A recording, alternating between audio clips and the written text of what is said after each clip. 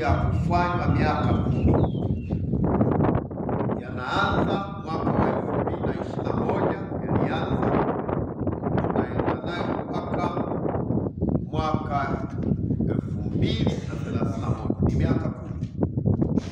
Na kama yameanza 2021, sasa hivi tuna kama miaka 4. Tumebaki tuna miaka 6. Watu unajua walikuwa wanasema muda mrefu huo. Ni muda unakimbia. Na ndani yake kuna vitu vya kufanya. Humo ndani ya nini? Ya hiki kitabu. Wachungaji, naomba sana kwanza kila mchungaji awe na hiki kitabu.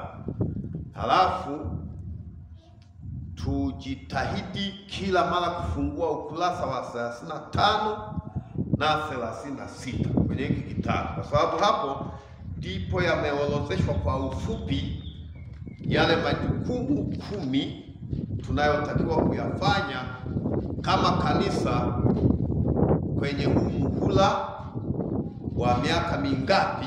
Miaka 10. Mambo mangapi?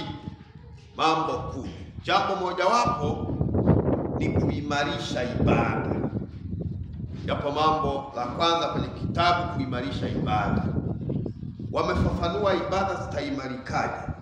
Wanasema kwanza uwekwe msisitizo wa kila muumini kuona umuhimu wa kuhudhuria ibada zote zinazokuwepo kwenye wiki. Inaweza ikawa ni Jumatano, ibada ile ya mafundisho. Inaweza ikawa ni ibada ya maombi. Inaweza ikawa ni ibada ya wanawake. Inaweza ikawa ni ibada ya vijana. Inaweza ikawa ni ibada ya wanaume.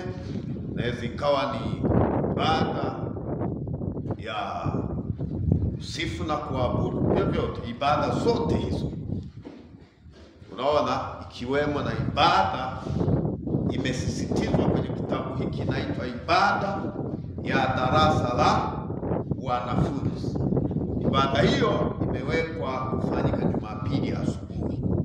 Ile asubuhi kabla hamjaanza ibada kuu, kuna ibada inaitwa darasa la wanafunzi. Leo ni kwamba mchungaji anafundishia kitabu hiki.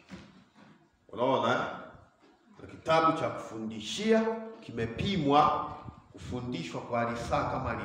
Kwa hiyo mnaweza mkaanza ibada hiyo saa 2 labda mpaka saa 3, au mnaweza mkaanza saa 3 mpaka saa 4 kasoro hapo mnamaliza. Saa 4 kamili tunaanza ibada zile za kawaida. Inaitwa darasa la wanafunzi. Huko nyuma tulikuwa tunaita Sunday ya watu wakubwa, lakini sasa hivi inaitwa darasa la wanafunzi. Wachungaji, tafuteni kuwa na hivi vitabu kwenye makanisa yenu ili mtumie kwa ajili ya kufundishia kwenye hiyo ibada. Bwana Yesu asifiwe.